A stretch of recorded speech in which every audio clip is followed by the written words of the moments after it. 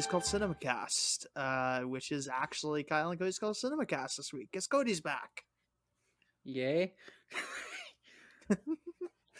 Out of anything you could have asked me to do for this podcast at this point in time. Yeah, no, this was something. Bit of a drop off from the last one. I mean, this was I think this is a first for the podcast. I don't think we've done a sequel. I know we've done sequels as standalone movies, but I don't think we've ever continued from one episode into the next, and you pick like this one to do out of anything you could have done. Yeah, as a reminder, I had put in like the 20th episode poll of both the movies in that had sequels. So I said whoever wins will review the sequel to it in season 2. So so this is the audience's fault, is what you're telling me. Yeah. You asked for this. I don't think they quite understood what they knew they were getting into. I mean, eventually we have to go through the whole franchise now. Hopefully 3's better. I mean, 3 came out in the same year that this one came out, though. They could have... They were both shot and made in 1989. Well, I guess they should have just smushed those together and made one movie. I think that actually would have solved a lot of problems. With a 4-hour long. No, it's like... Because you can cut like 30 minutes out of this, I'm sure. Oh, you can cut the whole movie out of this, for sure. No, yeah. Yeah, no, the plot doesn't really advance as far as the franchise goes, as far as I can tell. I have theories about that, but I'll get into that a little later.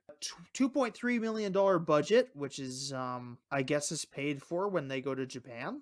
Oh? Yeah, I guess. But then they only had a box office of 790,000.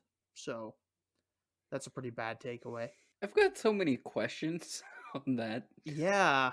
Did they watch it? Like, why would Japan pay for this? Well, no, I'm saying that's part of the budget. That's why the budget's so high. What do you mean by part of the budget? Oh, okay. Because the budget's $2.3 million. I just don't feel like the budget's because they go to Japan. No, it's definitely it's actually not. It's actually in Japan. They have like Japanese extras and everything.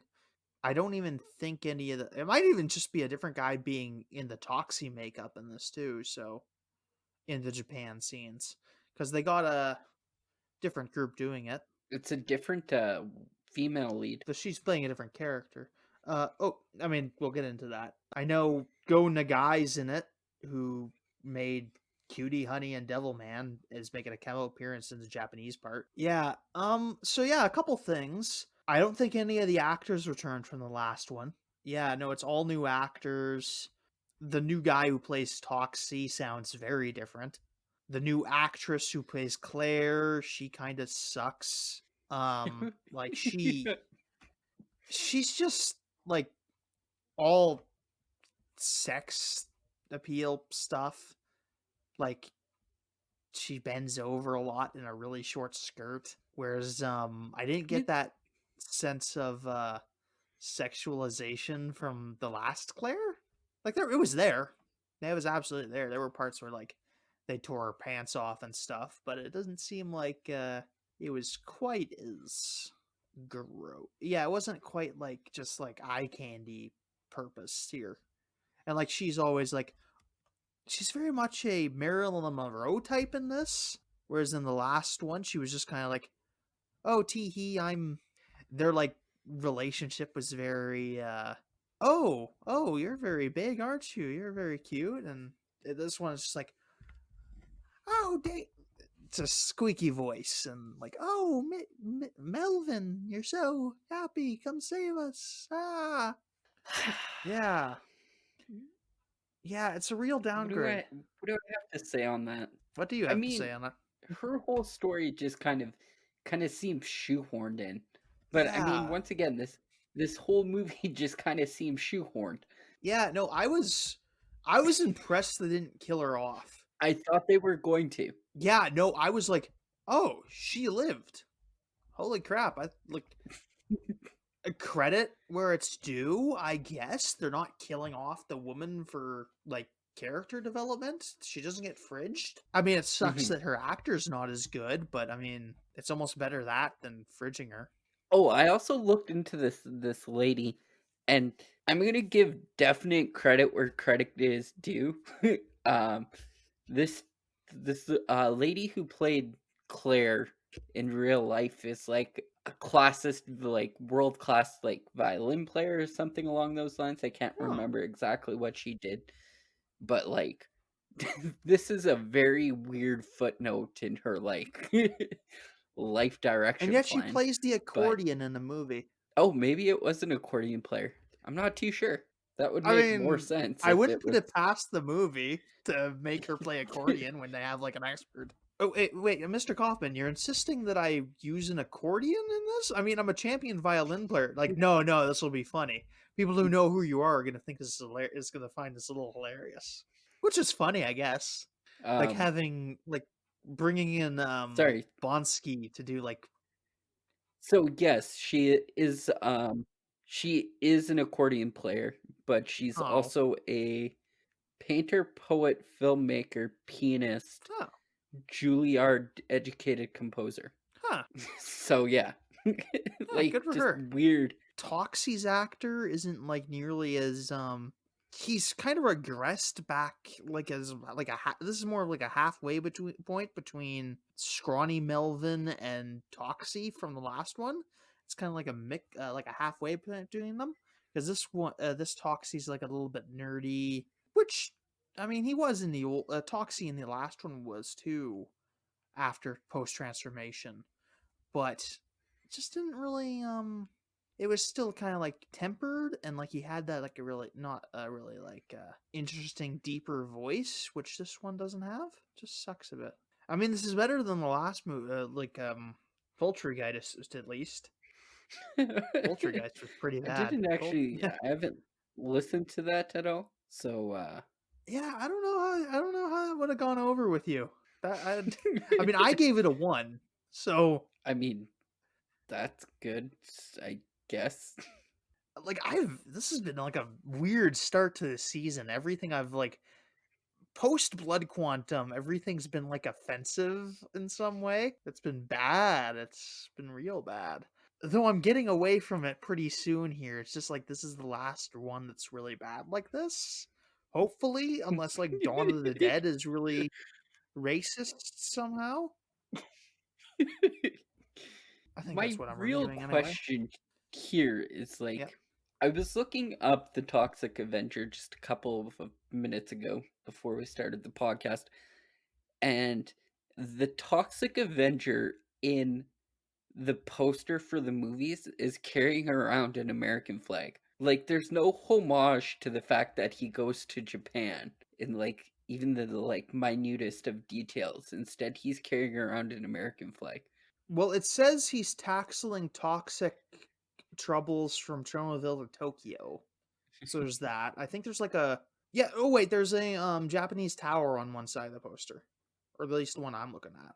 Oh, is there? Yeah, if you look to the right of I it, didn't see that.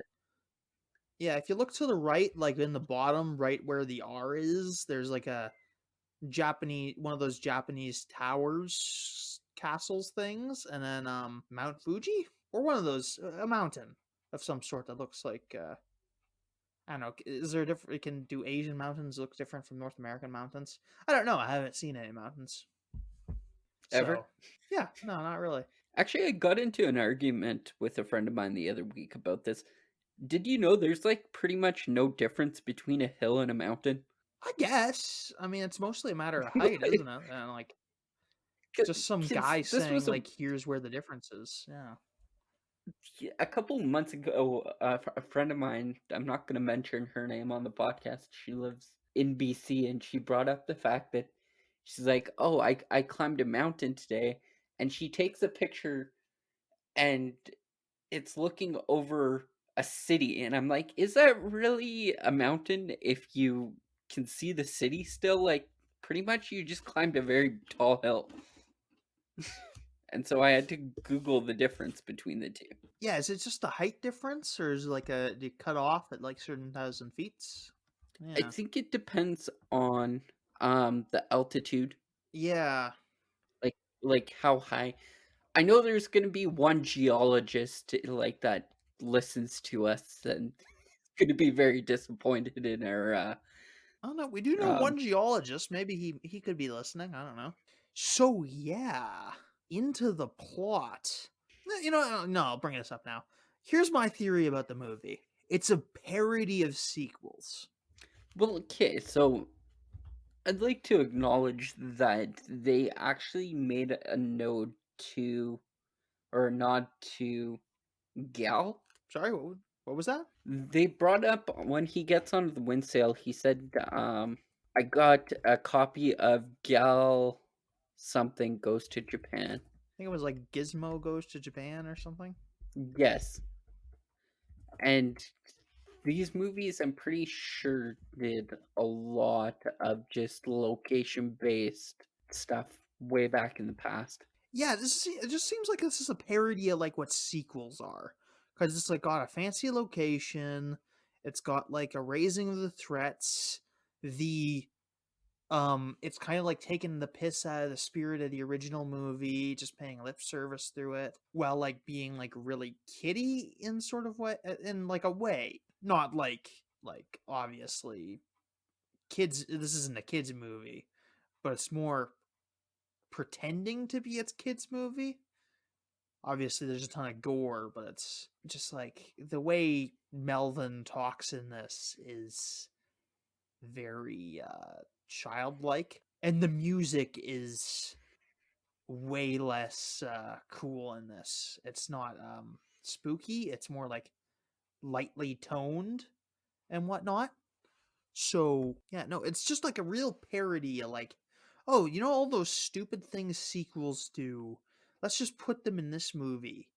Which maybe there's a good joke in that, but this is a pretty bad joke. It's like, okay, yeah, I get this. These are the things that make sequels stupid, but you've made a stupid movie, and there's no getting around that. One of those.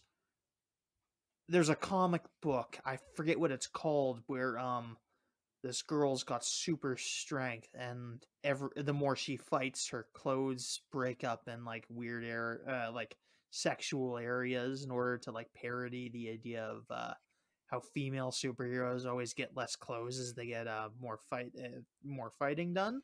And it's like, okay, yeah, we get the joke, but you're still doing that same thing for the same purpose. It's like, hey, isn't it Yeah. funny how this porno does all this porno stuff, and this parody of a porno that still functions as a porno? I mean, I get what you're Like, saying. there's a way to do Also, this. I just wanted to point out this actually has a 0% rating on Rotten Tomatoes. Wait, really? Hold on. Yeah. 0% critic score and a 33% viewer score. Oh, I have 0% critic score. That's not as bad. No. No, I thought in general, I don't think it deserves a 0 quite. It's not that bad. I mean, it's I really bad. It's a disagree. waste of time, but it's a waste of time. I mean, granted, I just watched a movie that was worse than this last week, so I'm very aware of how. I mean, yeah, it's still bad. I'm not saying anything about this is acceptable. Much like the Yeah. audio video quality of the rental I paid for. So Cody got it from a different source that I did. I had initially gotten a DVD from a friend, but I couldn't get it to work. I don't know if he might have said it was a bootleg. I can't recall for sure, but I couldn't get it to work on any of my DVD players or PlayStations or anything. I guess I didn't try it on my PS2. Oh well, too late now. But yeah, I couldn't get it to work, so I ended up buying it on Google Play. And okay, first of all, go to Twitter. Go to my Twitter at Lord Brokenshire. You'll see my comment from like a week ago now about like what this movie looks like, and like actual clips of like what I saw. But it is, I shit you not, distortion from like a VHS player, cuz you can't replicate this accidentally with like modern technology. I'm very certain of it. I asked Curtis, because he knows a bit more about video than me, and he's like, Yeah, I think you got it on that one. So what seems to have happened is they seem to have taken a bad VHS, played that on a computer, did a screen cap of the computer, and then uploaded that screen cap into Google Play, which is bad because the video's of bad quality. So you get points where it's just like those squares of distortion from like when part of the VHS tape is busted. Mhm. So that's terrible. Like just unacceptable condition. I am a little pissed off. Just so bad. Like it's such I know you're expecting something, but like you spent $2. If that makes I you spent feel two any dollars on the better, first like one what? too. I spent $2 on the first one too, and it was fine. I mean, that's all I'm saying is you get what you paid for. It I could buy the VHS itself for 99 cents at a garage sale. Where? At a garage Assuming I sale. found one. Like I could probably like I don't know, it's probably expensive on eBay now because it's dumb, but I could find this I'm tape sorry, for I'm 99 actually I was cents. just going through Tromaville's actual filmography, Yeah. and I gotta say some of these actually sound like something that we should be watching rather than the Toxic Avenger too. Oh, we can visit Trauma again. We can visit Trauma again. It's I mean, some of it's good. I think like we could do Tromeo Juliet or Trauma's War in season 3 at some point. That's a perfectly Yeah, it's easy because thing to do. Father's Day. What's that about? I don't know. Yeah, we're not doing this. Okay, moving We on. there's a movie of like that my friend was telling me about where like they paid these guys to make some film. This an anthology film, and they just didn't deliver. And Lloyd Kaufman just had to dub over it to get it to work. And it turned out actually pretty funny for what it is. Anyway, I think we get into the plot. It's 23 minutes into the recording. 24 in like 3, 2, 1. It's 24 minutes. So we get our opening credits, which is slideshow lettering. Yeah, it's pretty low quality. The theme song is good. Eh, High point of the movie, really. what I'm saying is that they have a $2.3 million budget. Yeah, I wish the rest of the music was this good. What was the last, Um, like the original Toxic Avengers budget? we can find this out. I have it right here. $500,000. I mean, that's pretty. Oh yeah, no, that's bad. That is This does not feel like it's worth 5 times as much money. Oh God, no! It feels campy, No. or way campier. Oh yeah, no, and like not as many visual effects. It seems like the same, but I guess it takes $1 million to go to Japan. That's And on top of that, they had a theme song this time. yeah, I guess. So yeah, we get the new VO. Tromaville's nice now after that. Our hero had wiped out the corrupt city officials at the end of the last movie, proving a point about how we can just do things ourselves and we don't need people telling us what's best for us and yada yada yada. That's yeah, I think this works. The first 22 minutes of this movie are the best. Oh yeah, by far. Oh yeah, no, the first fight scene's really good actually. I liked it. Just a refresher after watching Poltergeist. Toxie is working from a center for the blind, helping out Claire with stuff, helping out Claire because she's also blind, as a reminder. So they're doing some help. He's helping out there. That's his job lately. This organization called Apocalypse Inc. Pulls up, and they conspire to send a bomb into the building and using it to kill Toxie, which they do. It explodes, but thankfully Claire is outside. So, Claire, along with a blind woman in a wheelchair, are outside, so they don't get hit with the bomb. The lady in the wheelchair gets gunned down by one of the goons, and they start throwing up signs saying this is the future home of some Apocalypse Inc. waste dumping plant, and I'm pretty sure that's not how that works either. yeah, no, it's not. Like, zero processing. So as they're doing this, they're about to set that up, and Toxie makes his way out of the rubble to fight off the goons, which is a very fun scene. He kills them. We get an idea this is going to be a little bit more cartoony than the last one, because we get like cartoon sound effects more frequently. So they kill the first goons, and the Apocalypse Inc. chairman lets out a bunch of guys to go fight Toxie. Toxie beats them up, so they have to let out a bunch of other goons because they got this goon and clown car. Because they just like keep getting, and it's like what I'll say about these movies, they have a nice goon variety. Like they're Yeah. not all just the same guys. Even through the whole thing, they don't just go with one type of goon. It's pretty good. I like it. A couple of the highlights is like a dog man, some Klansmen, Mario. Did you notice Mario was there? No. Yeah. Yeah, no, just a guy in a red shirt and blue overalls. Mario.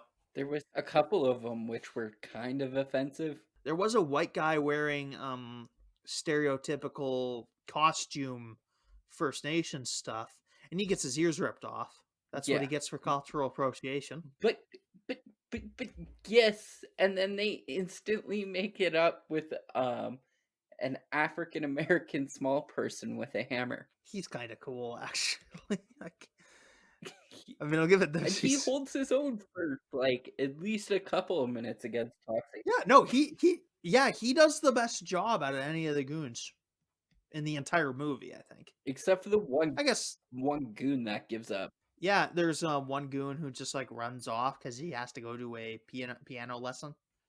But it's fair to him; he's got to keep up with that training in order to like master the piano. It's a fine art. You got to practice at it. It's an admirable skill, and I think it's better that he embraced this path of learning fine music rather than the path of evil which he is on. So really, yeah, it's a good thing. Good for him. So yeah, it's a fun little thing. There's a couple of dancing scenes. He beats them all. Toxie beats them all up, and the chairman of Apocalypse Inc. remarks that he needs to fire the personnel department. That is 20 minutes into the movie. 31 minutes into this podcast. Toxie recovers a baby from a tree who gets up there, and he reveals that Apocalypse Inc. is some evil people from across the river from the big city who are trying to take over the world so they can pollute everything, so that everyone has to live in domes, which they will have to pay for from them. Which checks out. This evil plan aged well. This is just what oil companies are doing, basically. Okay, so the baby stuck in the tree. Yeah, how the heck that get up there? Okay, was it blind? Oh yeah, the baby was blind. We saw it earlier in the the place for the blind. So was the baby's mother. And so. he puts a pair of sunglasses on it. Because blind people wear sunglasses to hide eye deformities. Also to look cool. That still doesn't answer the question.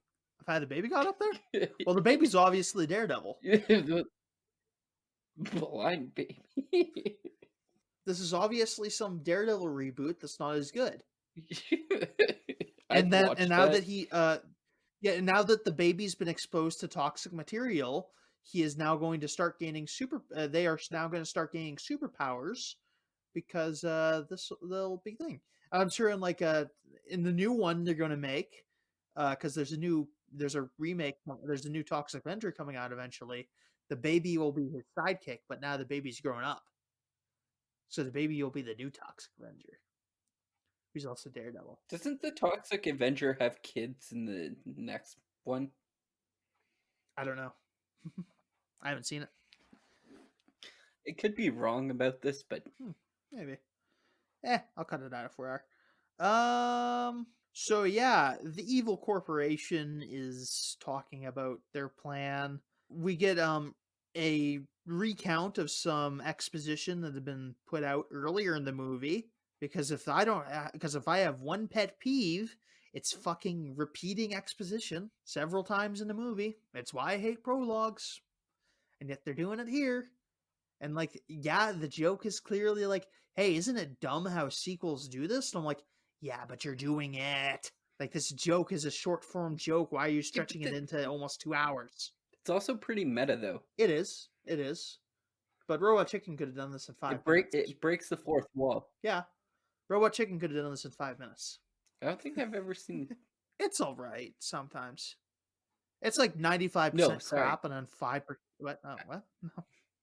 I've definitely seen Robot Chicken. I don't know if I've ever seen the Toxic Avenger in Robot Chicken. I can't remember if he's been in it or not. Anyway, so they they make a technical term for something they had in the last movie. So they've mini-chlorianed this up of taking something that was mysterious and magical in the last movie and giving it a scientific name, because this is predicting the mini-chlorian joke, I guess. Because he's, yeah, because he has, it's revealed that the thing that makes Toxie need to kill evil people is something called traumatons, which do that thing that was magic from the last movie. So yeah, this is mini-chlorians. The Apocalypse Inc. people reveal that a lab in Japan is making an anti-traumaton, which they can use to fight Toxie. They revealed this in the most racist way possible. Yeah, they basically say, oh, well, the Japanese can do technology. Yeah. I'm glad I didn't ask Victoria to watch this movie with me. Oh yeah, she would have had a field day. Ooh, yeah, she would have hated this. Rightfully so. No one's judging her. It's just, I've put her through enough.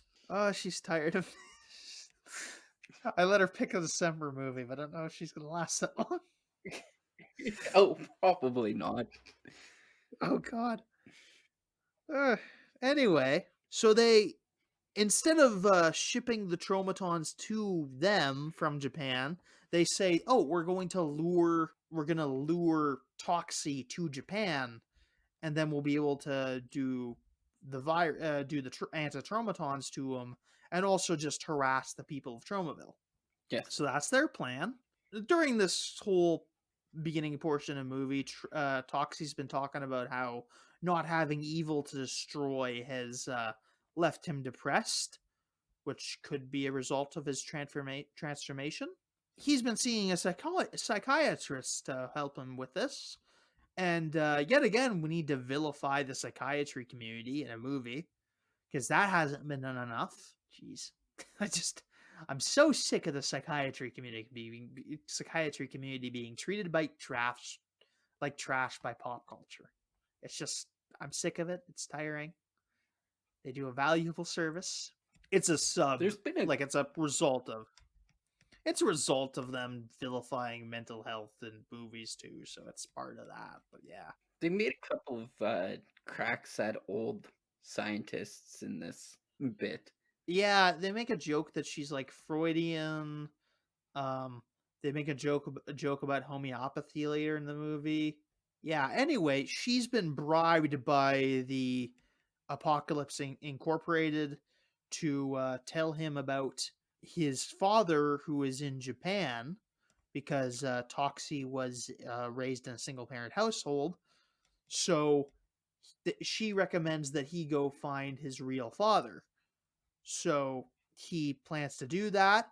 His family supports him, and he does some surf sailing all the way to Japan from New York, going through the Panama Canal across the Pacific Ocean. Fuck, this is. I don't know what to tell you. I was kind of hoping for a joke about throwing him through the airport. Honestly, I think one of the cooler things they could have done was like Toxic Avenger stranded on like a desert island. Yeah, but that would add another half hour to the movie. Wow. I'm just saying it would have made a better movie than whatever this shit was. I don't know. Anyway, he enters Japan like Godzilla, like walking out from the water, and we get a bunch of stuff going on in Japan about him not finding his way. There's no subtitles in this movie, by the way, so I don't know what anyone's saying, which would maybe be Yeah. helpful. I know they're speaking actual Japanese, I'm pretty sure, reasonably. Hmm. But yeah, they don't tell you what's being said, which is unhelpful. He saves a girl named Masumi from some rapists, and she agrees to help him find his father and gets him a disguise. She is his companion for the duration of the movie, which is good. You're not. She's all right. You're gonna completely hover over that. Am I? Well, yeah. Go ahead. Go say your bit. Okay, so in this chase scene that lasts for like I don't know 20 minutes, they're doing Yeah, 10 minutes easily. the the classic Toxic Avenger like revenge fight sequences, and he gets this fat guy into a hot bath and then starts blowing on the water to raise it up to 200 degrees. And then he grabs vegetables and noodles and boils a soup and then reaches over and says in a loudspeaker, I don't know what he called it, but he's like, ready to go. So Some they sort made a of joke on Japanese food. yeah. This I'm torn on this because it is bad, but it's not Mhm. normal bad. What Like do you it's like mean? if you're getting like it's like how do I put this? It's like if you see people walk into a door all day and then you saw someone walk into the wall next to the door. It's still bad, but it's different at least. Like they don't use ninjas in this at very least. Like they use like varied goons like they do in the goon variety is just as varied in this as it is in the American scenes. So there's that. I think there's I mean it's not good, but it's at least sticking with the theme. Like it keeps it doesn't feel like it's completely filmed by different people at very least, which is something that's you can fear when you get another crew to do part of your movie. And like there's racist stuff in this, but it's not like this isn't nearly as racist as a lot of oh, we're going to Japan scenes. Like there's still people that you get like they don't just go for the cliche shit. They go for some weird shit, but it's not like the obvious stuff. He doesn't fight a bunch of ninjas and samurais in this, which is good. Uh, Um, he fights one samurai guy, and like two kind of ninja-ish guys. kabuki guys, but that's And then they drink like tea and it's then not go good. sumo fighting. Yeah, it's not good, but at least it's a different kind of bad. I mean, so what you're saying earlier was it's not traditional racism, but Oh it's yeah, still racism. You know, like I'm giving it a backhanded if compliment. I'm giving it a backhanded compliment. it's not the first stereotype, but it's the third. Yeah. Yeah, no, it's you take what you can get. So yeah, they wander around. We cut back to Tromaville to see that Apocalypse Inc. has taken over. They some people are protesting, but they get scared off by people with guns protecting businesses like a bunch of terrorists, which isn't at all topical to the modern day because there's certainly no wannabe vigilantes walking around with guns and talking about protecting businesses and stuff. Typically, nothing that happens today. Anyway, yeah, they run down a couple of hippies in a horse-drawn carriage because they hate people. They want to tear down a park and they don't want to. They also treat the homeless like shit, which is typical.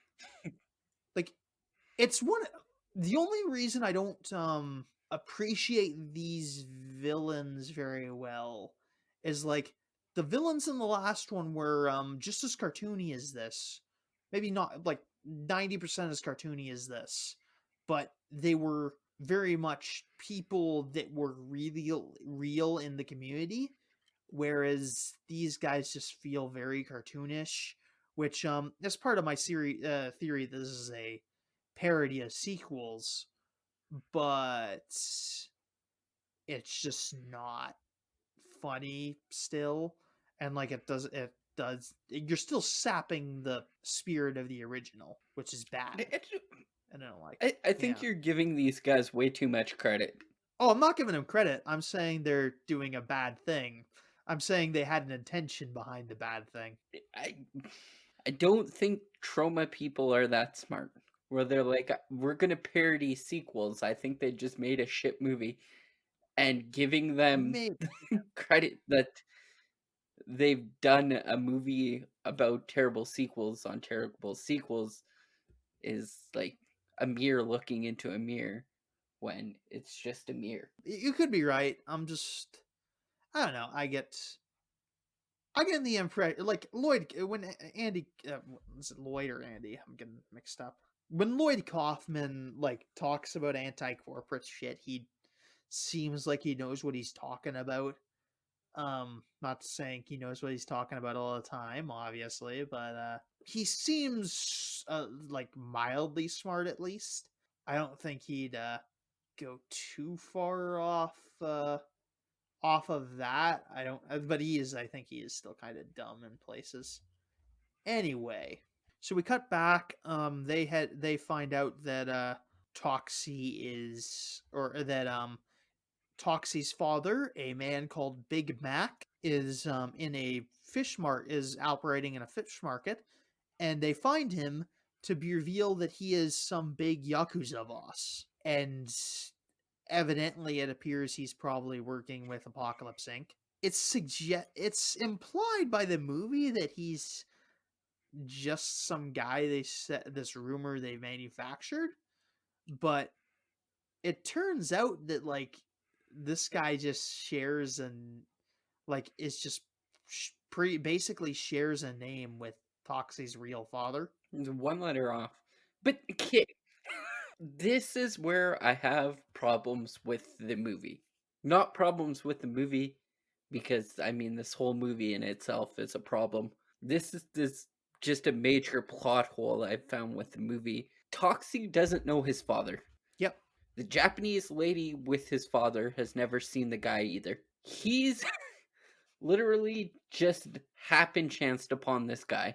And then he goes into a monologue about how he looks like a teddy bear and like he was a really good father, but he's never met him. He apparently walked out on him as a kid. He went to Japan, found somebody who everybody said was Big Mac, and then goes on a monologue about him. He definitely feels like an initial attachment. It's just like, oh, he looks like such a nice guy, which I guess. I mean, he has that sort of. He looks like he could be friendly in a scenario. Maybe not Yeah. so much in this Yakuza outfit, but just regular clothes. Yeah, this guy could be a cozy father figure. So yeah, he reunites with his alleged father. They have a hug, but it's revealed that Big Mac is smuggling drugs through fish. He also admits to being a white slaver, which yeah. So this causes Toxie's traumatons to act up so that he resists for a little bit, but he eventually has to fight his father and a bunch of goons, which we've talked about them. He fights them. Eventually, one of the lady goons gets stripped down naked, which is important. I've been going over vaguely about all the clone fights in this, or all the goon fights in this, because I mean I don't have time to tell you all of them. They're something neat. I'd recommend watching like a YouTube video of them or something. Honestly, Yeah. they're kind of fun. In this movie especially, it like for Toxic Avenger 2 especially, it feels like you're just like putting filler in between these scenes, and just like you're waiting for the next fight scene really hard, which sucks. So she gets stripped down, he fights some more people. eventually this distracts a guy cutting fish, so that he's staring at the naked woman during Toxie's fight with his father, which is preceded by a fight with a fishman that was an experiment created during the production of anti-traumatons. He is easily killed after spraying milk on Toxie. Big Mac strips down to a sumo outfit. Him and Toxie fight for a little bit. Big Mac brings out the anti-traumatons. Toxie kicks them up in the air and then kicks Big Mac into the guy who's cutting blindly, and Big Mac gets cut up into little pieces, including getting totally beheaded, and his head put into a display case. With a price tag. I don't how does there's steps missing here. Anyway, so the anti-traumatons fall, and Melvin gets exposed to them, but Masami figures that because this was a sumo related problem, she'd take him to a bunch of sumo wrestlers who nurse Toxie back to health and give him some training, which doesn't play into the finale like it is implied to. Which I was hoping that would have been good, but they don't. So yeah, after getting nursed back to health, he returns to Tromaville on his surf sail, just in time to apprehend some lady goons who are about to murder Claire and are assaulting Claire. Appear to shove something in her at some point, because that's funny. Did I miss something? It's brief. They bend No? her over a table and something. I don't know. Yeah. I don't know. It's not violent. It involves multiple women in skimpy outfits. I'm sure that's how that works. So Toxie starts cleaning up Tromaville, which frustrates the chairman. So he sends a guy called the Dark Rider and straps him up with a bunch of explosives and sends him to destroy Tromaville, which leads to a car chase in which Toxie hires a cab with an old couple in the back and a Mexican driver, or an Hispanic driver, or a guy pretending to be a Hispanic driver. That could also be a case. And let's be honest, in real life, it's probably a guy pretending to be a Hispanic taxi driver. So they do a car chase. They crash into a car, which the old couple and the Hispanic taxi driver survive miraculously, breaking the rules of the movie. So they do that. They explode. Toxie gets away. Toxie commandeers a hovercraft to catch the Dark Rider the rest of the way. He manages to catch the Black Rider and get him to crash into a garage instead of the place where he intended to crash, saving the town. That is actually it. There's no big final fight scene. We get a final scene where Toxie meets his real father, who is another guy named Big Mac, who has a slightly different last name, which is interesting. He's a guy in a funny suit who left for seasonally no reason. Yeah, he's really friendly. He said about the Japanese guy, he's like, yeah, that's Big Mac Bunko, not Junko. That guy screwed me out of a Visa card and a MasterCard. Well, no, what he's saying is that because this other guy with his similar name exists, it ruined his credit rating. Because the companies that keep track of credit scores are wildly incompetent, despite pretending like they should be in fucking charge of everything and should be the deciders of whether people get loans or not, and also getting into apartments. Like, real talk, those companies are shady as fuck. That too. Because, yeah. I mean, I guess that's one morale we got out of this is identity theft is a crime. I think credit scores are bullshit is also entirely possible. I think Lloyd Kaufman's capable of that line of reasoning. Yes. Because he was defeated, the chairman has to hitchhike out of town. And yeah, Toxie ends the movie Why? with Yeah, no, he doesn't interact with Toxie at all in the movie. So it's like, what? Why does he have to go? Why isn't he just plotting his escape from his limo or something?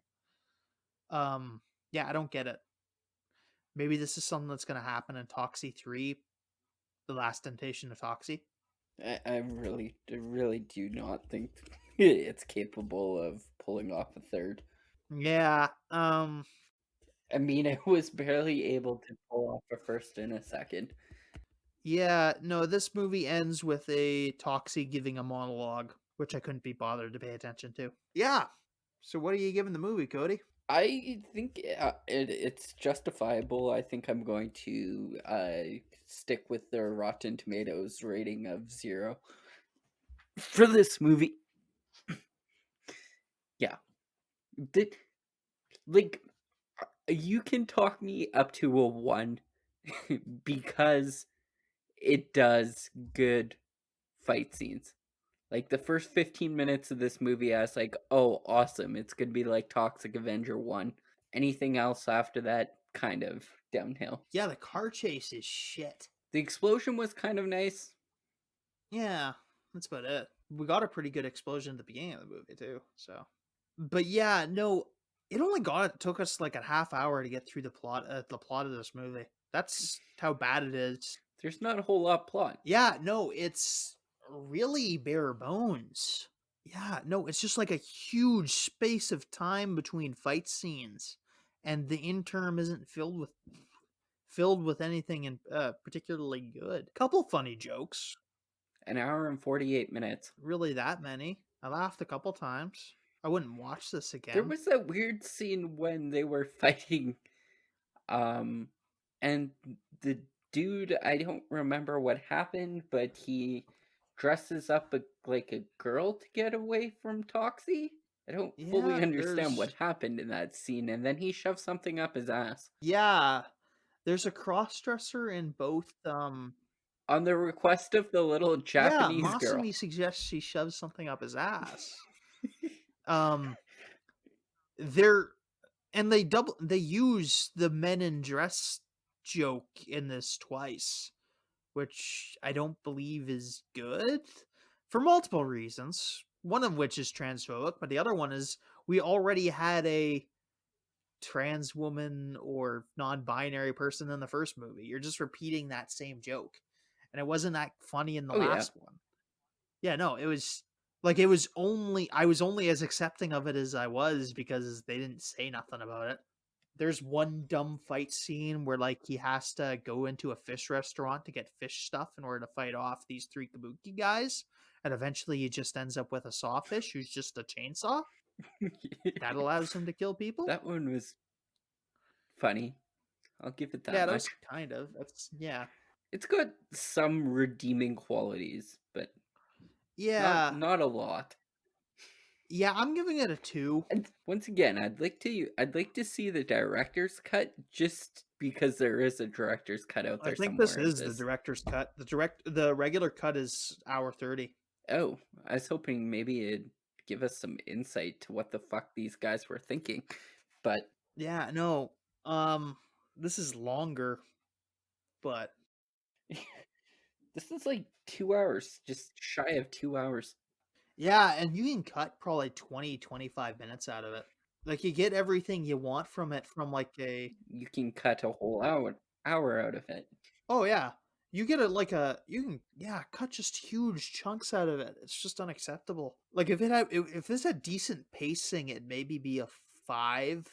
But you might as well be just watching a YouTube compilation of the fight scenes for this. You're getting mostly the same experience. I don't see the money on screen. I don't get why they did Mhm. maybe there's some complex reason like they were going to do some Japanese spin-off or like they were doing like a Japanese remake but but they made it an American joint effort. No, I could see like if you cut this properly that it'd be like a 4 or a 5, but no. And that ending car chase is just terrible. There was just nothing to it. I mean, the one redeeming quality was probably like when Toxie crashes Buddy's car and he's like, "Oh, but now you got a convertible," and the dude's like, "Yeah, I got a Well, convertible now."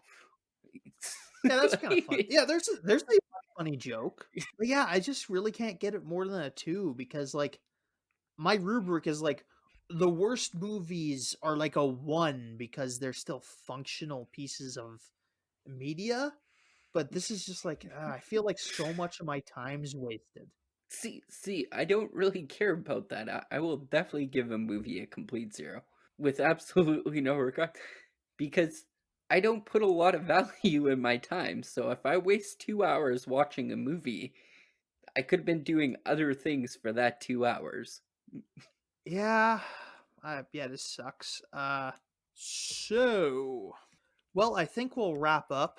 So yeah, you can stay tuned next week. I'm gonna have Curtis back on to review a movie that has been referred to overseas as Zombie. He's reviewing Dawn of the Dead with me for next week. But yeah, that'll be the last of that might be the last of the Halloween episodes unless I pull some together. So yeah, that's gonna be a fun little project. So yeah, you can check us out on. Remember to give the podcast a good review, rate us on iTunes and Facebooks, and give us reviews where you can. Circulate the links. Remember to follow us on Facebook at Kyle and Cody's Called CinemaCast, which is also the YouTube, where you can find some videos sometimes. And then also follow us on Twitter at KCCCinemapod. You can also find my Twitter at Lord Brokenshire, which is where I do my hot takes. Like I earlier said, I showed a bunch of the clips I got from the Google Play rental of this movie, so that's kind of interesting, and you'll get a reason why I was kind of pissed off. Yeah. The only way it could have been worse is the only way this would have been worse is if the video had like blurred over in the scenes where there was nudity, because then I would have known that the tape they had taken this from was the one that people had jacked off to, and that would have bothered me knowing that, because that's the thing that'll happen if you play over a TV like a VHS in one spot enough, it'll damage the tape. Ask your I parents, don't know what kids. to say to that. Yeah.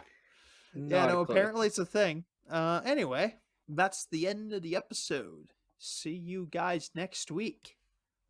The recording is over. That's going on. I'm clicking.